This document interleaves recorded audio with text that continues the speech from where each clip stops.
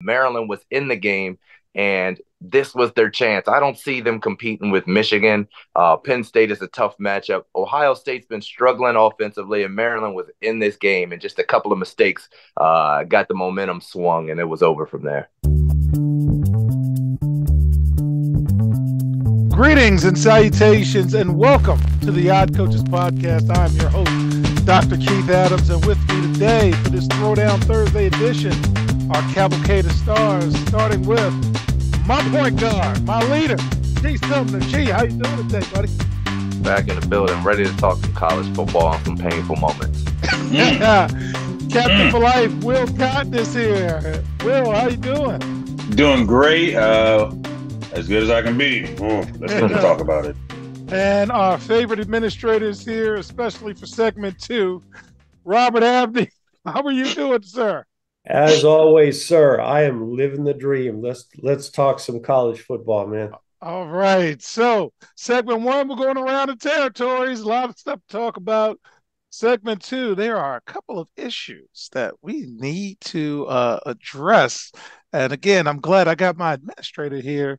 And in segment 3, we will talk about things strictly for entertainment purposes only. But first, let's go around the territories, starting with the ACC. Got some bullet points for you, fellas. Florida State just jumped into the big water, and we'll talk more about them segment 3, but go ahead, Florida State. Louisville beat Notre Dame and knocked them out of CFP talk. UNC got Tez Walker back and may break into the top 10. More on that in segment 2. Clemson and NC State are not playing very well. So, G, any thoughts on the ACC? Any quick hitters?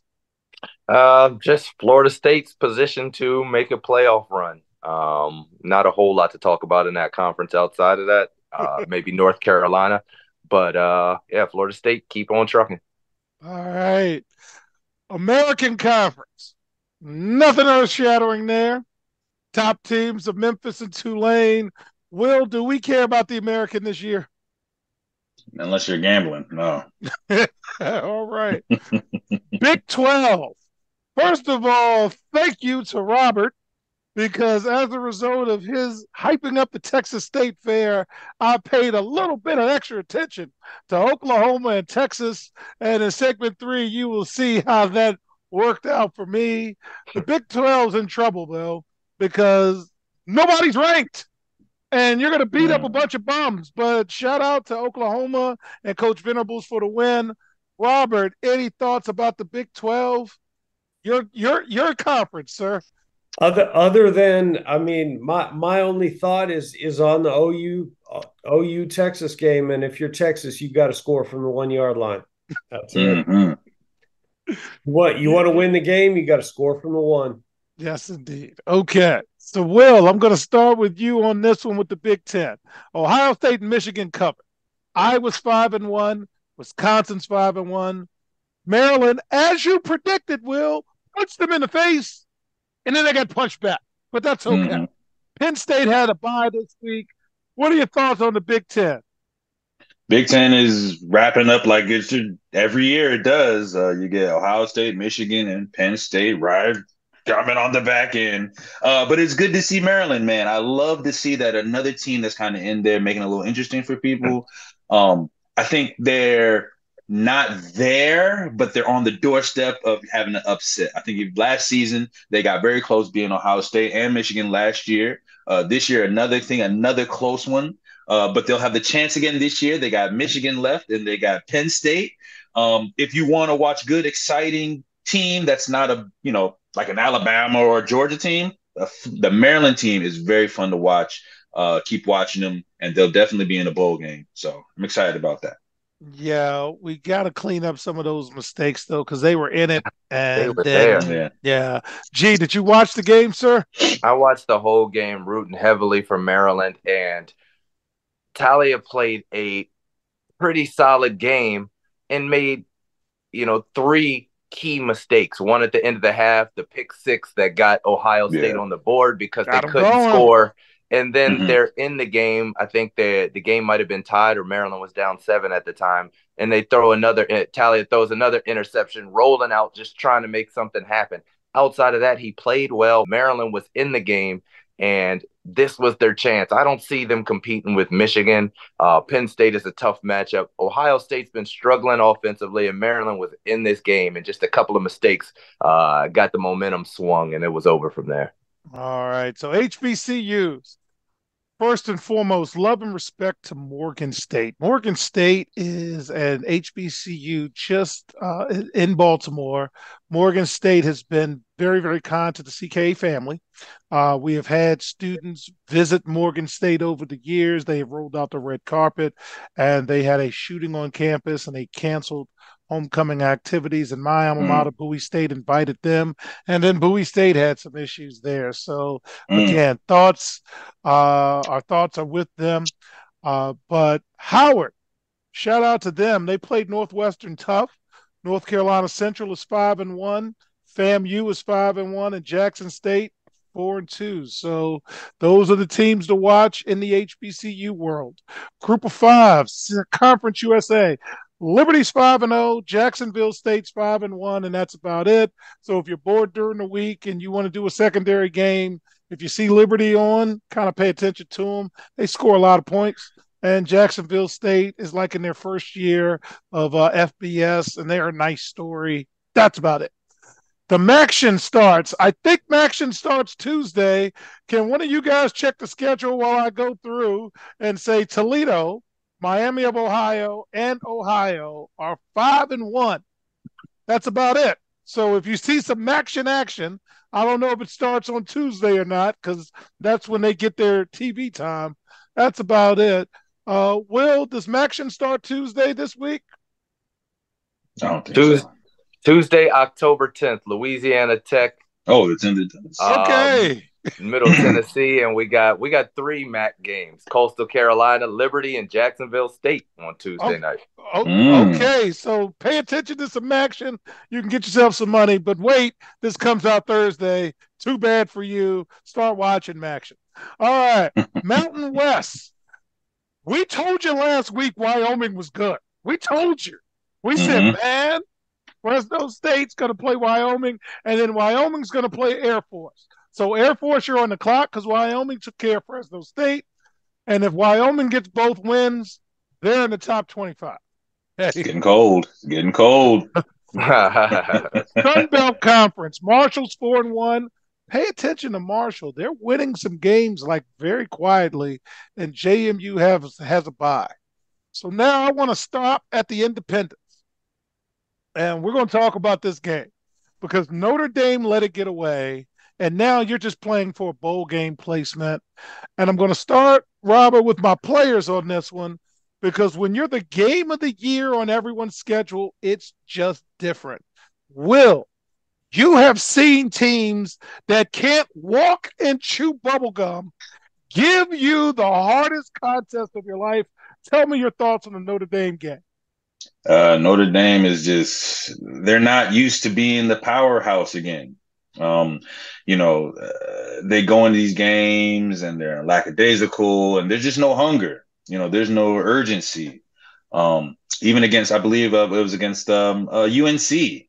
I mean, it was just not a lot of like ready to go. Yeah, yeah. They're just like they're not like they. It's almost like they just are like walking through it. It's difficult for me to understand. It's just they need to get into a conference or they need to get into something because they're like a I don't know. They're an I will say they are an enigma. I will use that. They're an enigma because they don't really know what they're trying to do. They're not really building a championship power, but they're not bad enough that they can just kind of like scoot by. But difficult being Notre Dame. They have to look internally and see what they want to be, what they want to do. All But right. I don't think they know. So, G, again, you have been in situations where they see the name on your jersey and everybody elevates. What was your thoughts on the Notre Dame game? Honestly, I'm a don't know if the listeners know I'm a Notre Dame fan, but it was tough to watch yesterday. Um, Unlike Will, I don't think it was a complete letdown from the Notre Dame or disappointment from the Notre Dame standpoint. I just think, like you said, You get everybody's best shot, and they've played three straight undefeated teams the past 3 weeks. They had a tough Ohio State team, lost on the last play from the 2 yard line. They played a very good defensive Duke team that gave them all that they could want. It took them to the wire. And what I saw yesterday was not Notre Dame laying an egg. It was Louisville's front seven dominating. They, we got the number one rusher in the country. He was shut down for the most part. They were all over Hartman. They just weren't giving up anything. So, as much as it sucked to watch them lose, credit to the Louisville defense. All right. And Robert, a lot of our fans don't know you are also an athletic director as well. Again, that's why you're our favorite administrator. Give me your thoughts on the Notre Dame loss to Louisville.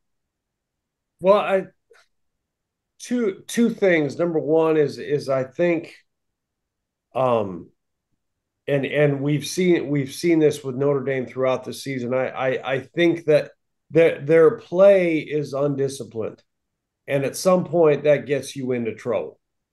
I think you said that last week. I think you said that last week. The other thing is that it's awfully hard to maintain a high level of emotional intensity for any stretch of time.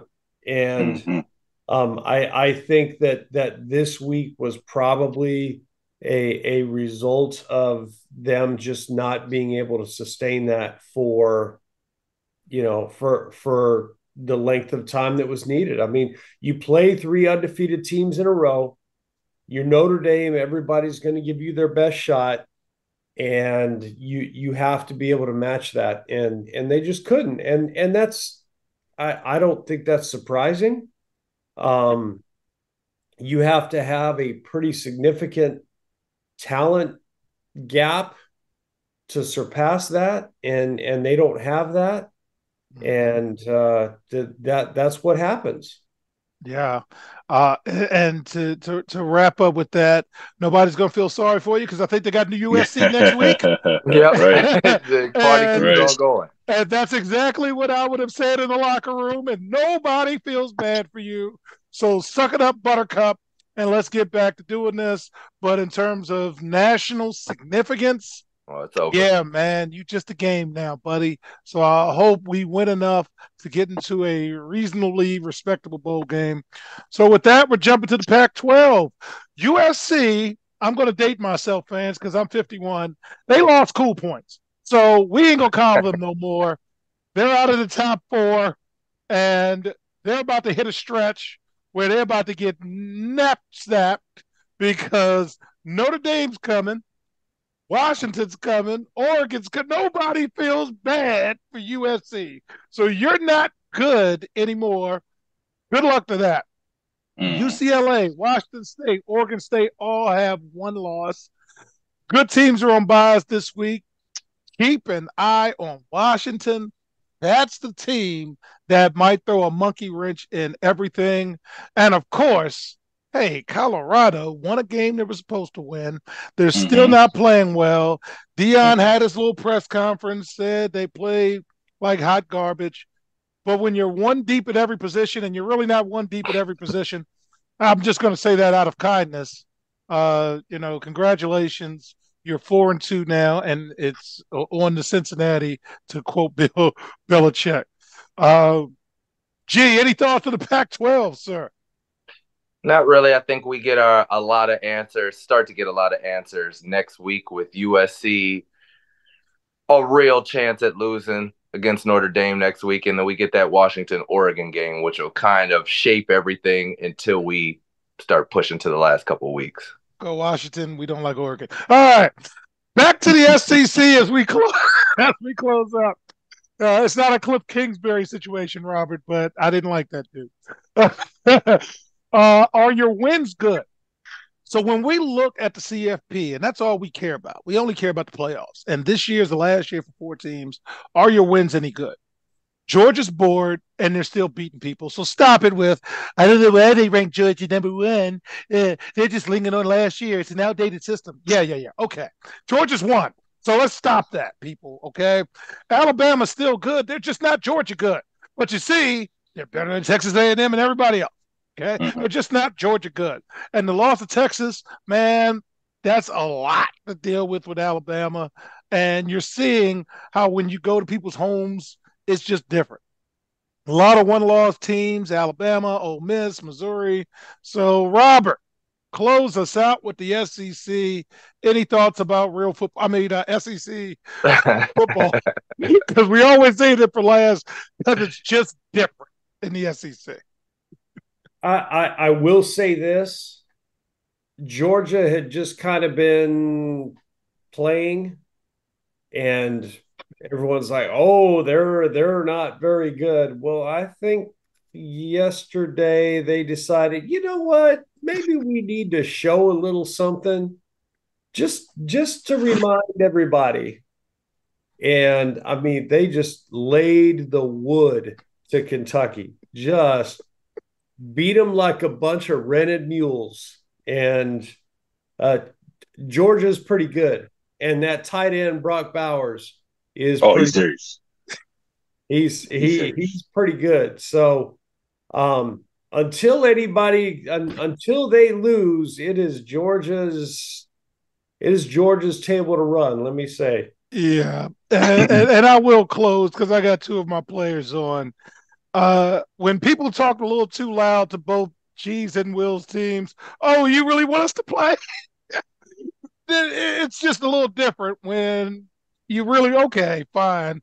It's one thing to be a B school or a C school that we overlook. It's another thing to get our attention when you have talent. And I think Georgia was a little irritated with the type of things that was said about them. And I think you might see a different Georgia team the next few weeks. But when we get back, I get to do a Chuck D reference.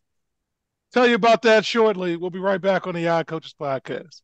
The CKA SAVE Project is an industry leader in advocating for student athlete, academic, and athletic needs. Through academic and athletic enrichment, the CKA SAVE Project is on the forefront of the issues facing 21st century student athletes. As student athletes continue to struggle to find a better balance between academic and athletic success, the CKA SAVE Project offers academic and athletic services to support student athlete academic success, including academic skills assessment, academic and athletic consulting, academic monitoring, academic and athletic workshops. For more information or to schedule a free consultation, contact Dr. Keith Adams by email at cka@ckasaveproject.org. Welcome back to the Odd Coaches Podcast. And in segment 2, it's amazing what a legal threat will do. So Chuck D from Public Enemy, my favorite rap group, I'm sorry, I'm old, once said in the classic song Black Steel in the Hour of Chaos, from the greatest rap album of all time, It Takes a Nation of a Million to Hold Us Back, I got a letter from the government the other day.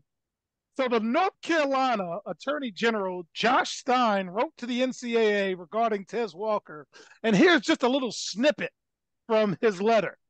Restricting Devontae Walker, uses government name, from playing at UNC this fall raises serious antitrust concerns as an illegal restraint of trade. Amazingly, this past week, Tez Walker was graded eligibility. Robert, it's a coinky dink, isn't it? That happened. So to wrap this story up, Tez Walker's a transfer from Kent State. His initial eligibility for the 2023 season was denied because he had transferred twice. But he didn't play at Kent State, so he really only transferred once. And the NCAA made a unilateral move this year to try to restrict transfers. And as we said on the show, that's probably not the best thing to do right now, and you should probably fold because Kent State and every other school that he went to said we're good with him playing, and the NCAA said nah. So now all of these people got up in arms. North Carolina cried, belly ached, went public. So after the ruling, the NCAA made fun of North Carolina. North Carolina made fun of the NCAA. But more importantly than anything, a kid who should play is actually playing. So, Robert, I'm going to start with you as my administrator.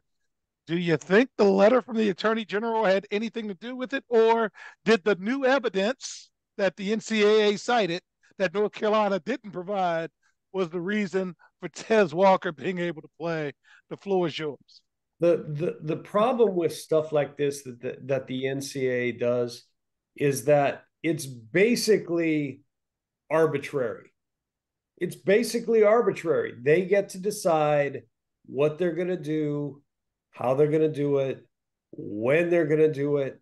And I think North Carolina, the attorney general getting involved, yeah, that absolutely had something to do with it because, the NCAA is talking about, well, you didn't turn in your paperwork on time.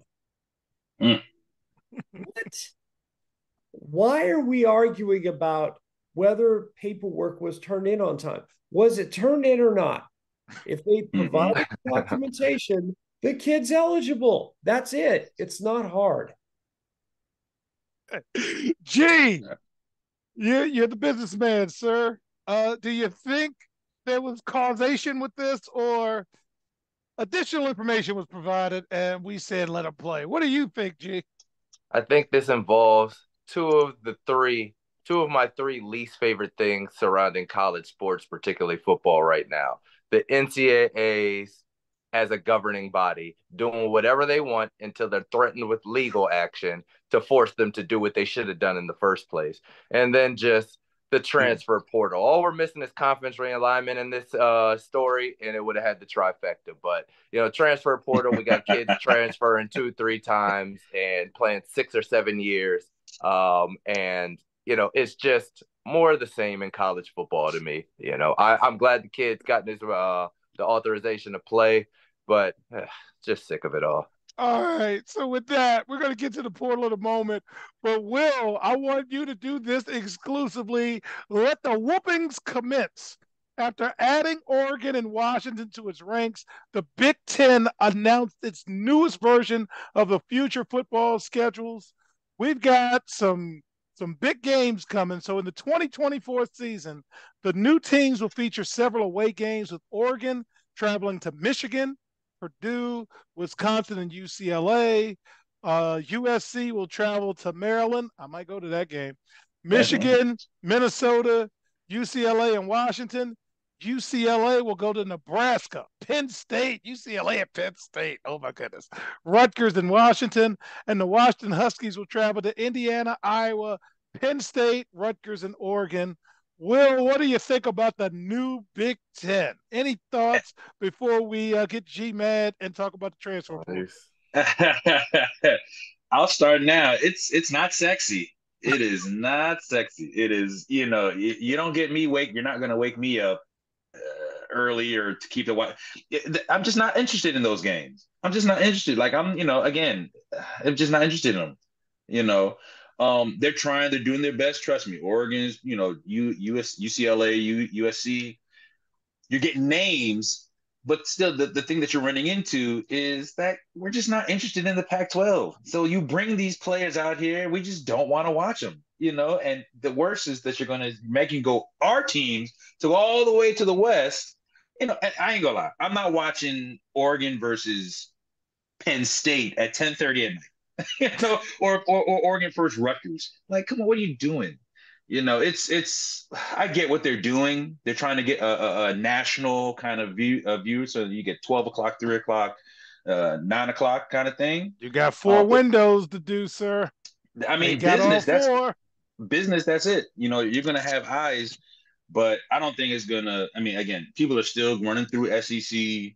That's where it runs. But if you're not Ohio State, nobody really gonna watch it. It doesn't move the needle for me.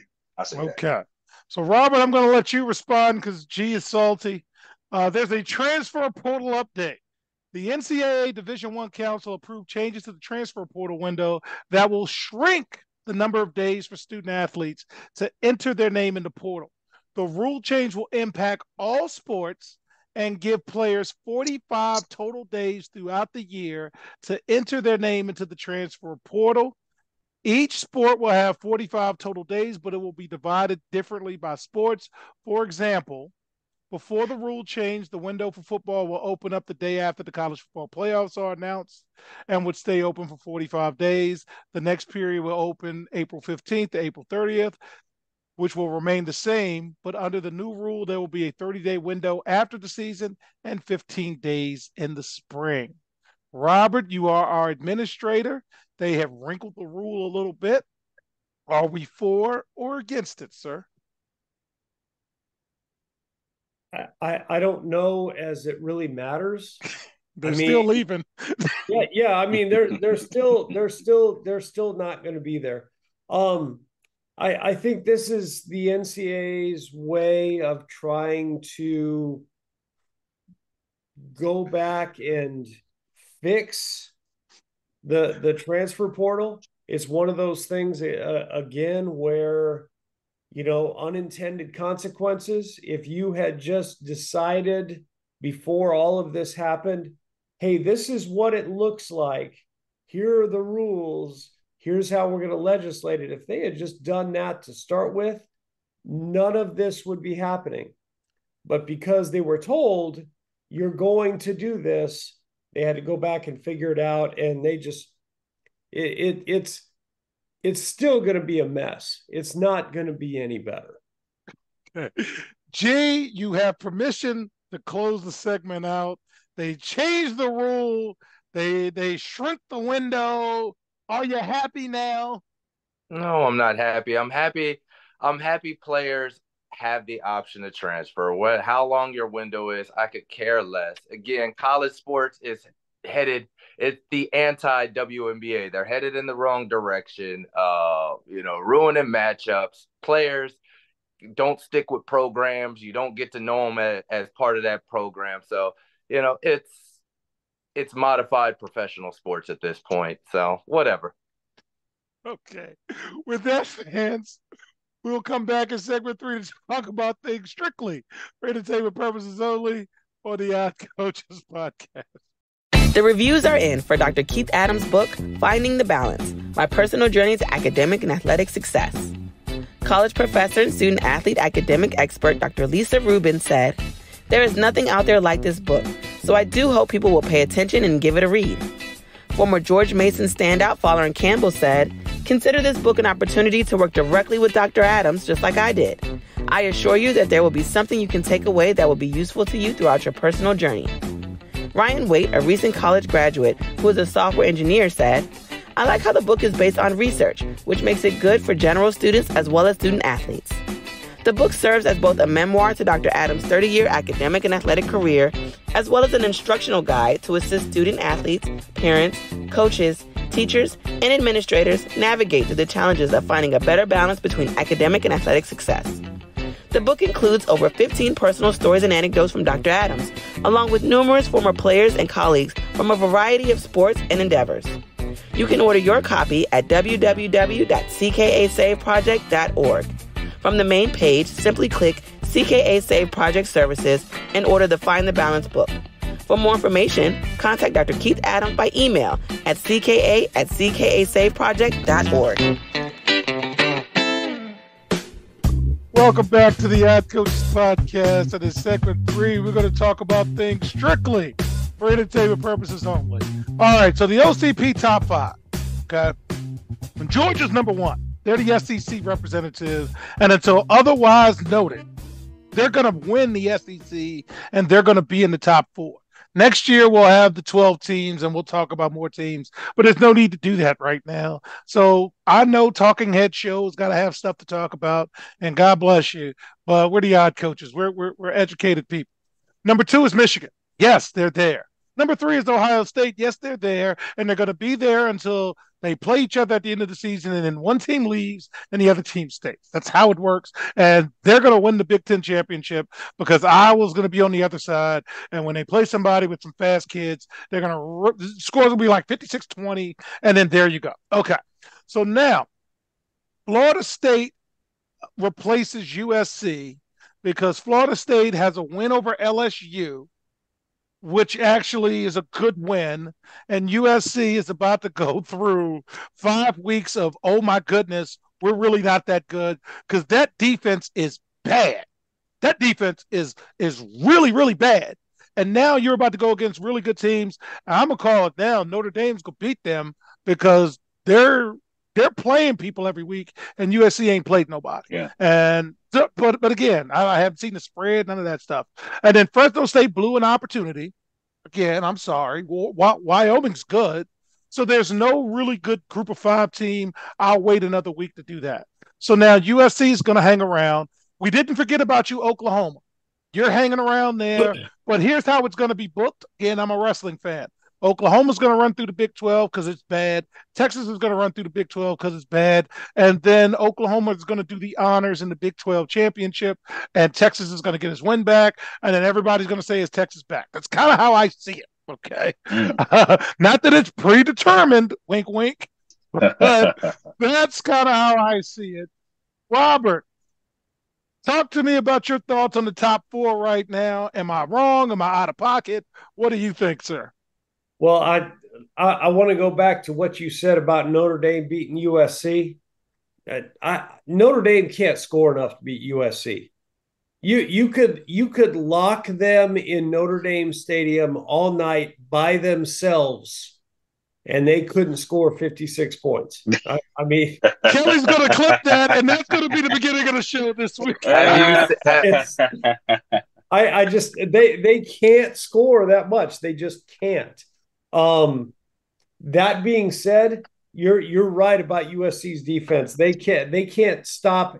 They can't. If you locked them in the Coliseum by themselves all night, they couldn't stop themselves from scoring 30. So I mean, it's the movable object against the what is it? It's immovable, irresistible force against the immovable object. Yeah, it's a movable object against a resistible force. Something's got to give. Hogan Andre, WrestleMania 3. Irresistible force against the immovable object. All right, wrestling reference. Will, top four. Am I crazy or do I have it right? Not that it's predetermined. I'm with you. I'm not a believer in USC. I mean, they had a tough game against Arizona State last night. I mean, shoot, they had to get away by the skin of their teeth, you know. But they do score a lot of points, but that's not going to win, because eventually the weather's going to get cold, the ball's going to stop going as far, the hits get a little harder. It's going to be tough, man. So I don't know if they're going to be there much longer. And I have to agree with Robert. I don't think Notre Dame going to beat them, but I've seen worse. I mean, but I like the one thing I do got to talk about. Alabama is quietly the old bear that is creeping around, and they're letting other game teams lose, and they'll be the team that's positioned themselves at the end of the day, at the end of the season. They're going to be right there with that one loss, and people are going to be like, well, I guess not.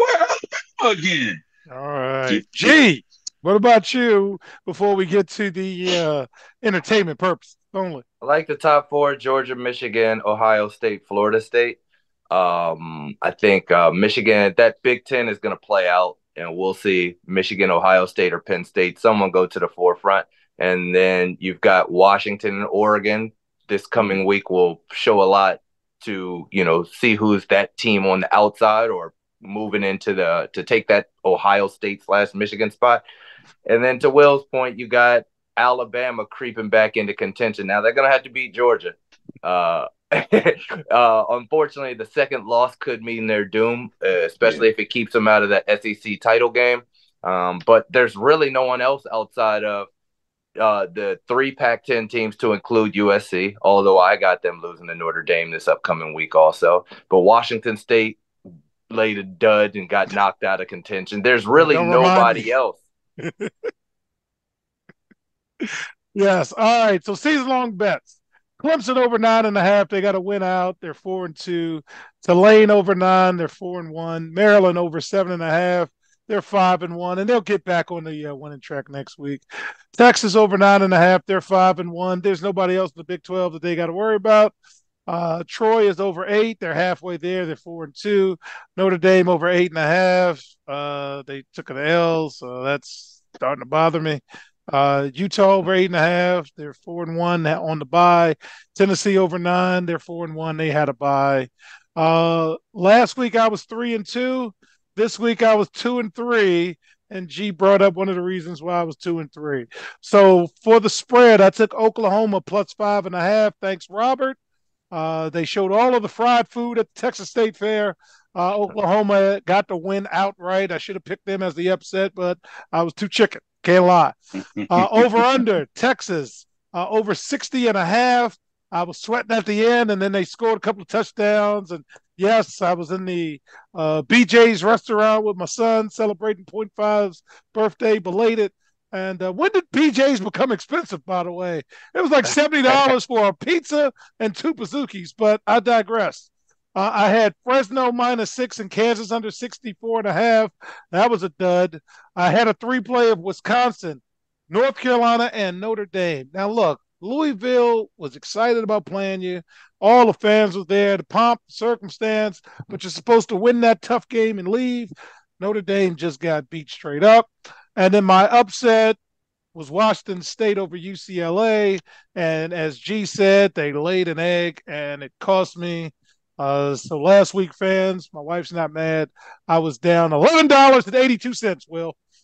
I know Will laughs at me too. So week 7, notable, it's strictly for entertainment purposes only. Week 7, notable games.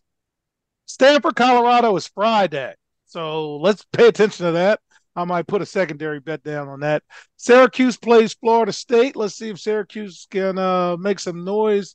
I did have Miami at UNC, but did you see what Miami did, fellas? What are y'all doing? Okay. Well, boring wins more than it loses, and cute gets your losses. Okay. Put that down and keep it on the wall, coaches. Missouri against Kentucky. That ought to be a good one. Texas A&M, Tennessee. I'm watching that for all the wrong reasons. Auburn against LSU. Hey, LSU, I don't usually root for you, but I don't like Hugh Freeze, so beat him.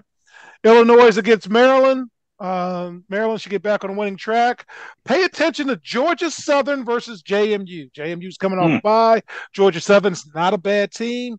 JMU's trying to get some noise because I believe their attorney general in Virginia may be reaching out if they aren't eligible for a bowl based on the NCAA rules, but hold on to that. Oregon, Washington, Florida, South Carolina. Well, Florida's 4-2, man. They're doing their thing. They do up and down. They'll beat the team they're supposed to, and then they'll they should have trouble with South Carolina. But keep going. And USC, Notre Dame. So before we wrap up, Robert, is there anything you're looking forward to next week, sir? We'll watch that Oregon Washington game. That's going to be fun to watch, I think. Yeah. All right, G. Anything for next week, sir? Oregon, Washington. I mean, like you said, I'm Notre Dame's out of it, but it's time to play spoiler and get USC up out of there also. So those are the 2 I'm looking forward to. All right, Cotton Man, what about you? Same with everybody else. Oregon, Washington, USC, Notre Dame. And I'll try and check out Maryland if they get a little early game and see if they can keep it going or rebound from last night. They got to get that win. They got to get They that are win. fun to watch. Yeah, they are. They're a good team to watch. And at 12 o'clock, dude, no pressure. All right, so fans, this is the last week to get merch. Get yourself an OCP t-shirt. Get yourself a CKA t-shirt. Go to CKASaveProject.itemorder.com. Get your merchandise. Proceeds go to a good cause, supporting student athletes. In addition, check out the Monday motivational video. Share it with the student athletes in your life. We are just trying to get a movement going to get intentional success for our student athletes. So on behalf of our Cavalcade of Stars, I'm Dr. Keith Adams saying thank you for listening and or watching the Odd Coaches podcast, and we will see you on the sidelines. Till next time, take care. The Odd Coaches podcast is sponsored by the CKA Save Project. The CKA Save Project is an industry leader in providing student-athlete academic and athletic support. From assessing student-athletes' academic and athletic skills to measuring and monitoring student-athlete academic progress to improving student-athlete time management and organizational skills, the CKA Save Project provides wraparound services for student-athletes from middle school through college. For more information, visit us on the web at www.ckasaveproject.org or schedule a free consultation with Dr. Keith Adams by emailing cka@ckasaveproject.org. We hope you enjoyed today's show. The Odd Coaches Podcast drops new episodes every Tuesday through Friday on most weeks. Make sure you subscribe to the Odd Coaches Podcast on Apple Music, iHeartRadio, Podbean, Spotify, and YouTube. Follow the Odd Coaches Podcast on Twitter and Instagram at Odd Coaches. Follow Dr. Adams on Twitter and Instagram at CKA Save Project. In addition, follow Coach Mike Francis on Twitter and Instagram at Coach Franchise, spelled Coach Franchize. For more information about the CKA Save Project, please visit them on the web at www.ckasaveproject.org. See you next time on the Odd Coaches Podcast.